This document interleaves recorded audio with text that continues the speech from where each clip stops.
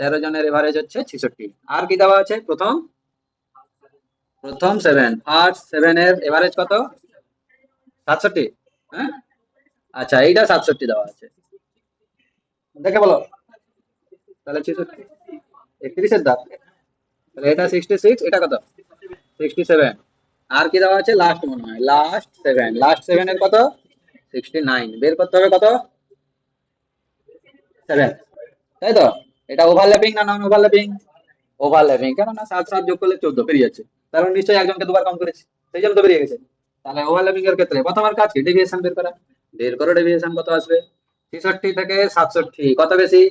এক বেশি। কত জনের? 7 জনের। 7 জন এক এক করে বেশি দিলে 7 ইন্টু 1 মানে +7 বেশি আছে, তাই তো? এরপরে হচ্ছে 66 থেকে 69, বেশি না কম? বেশি। কত বেশি? +3। কত জনের?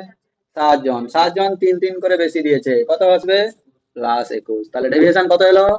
+28। ঠিক আছে। এবারে ওভারল্যাপিং এর ক্ষেত্রে আমরা ডেভিয়েশনের সাইন চেঞ্জ করি কি করি না?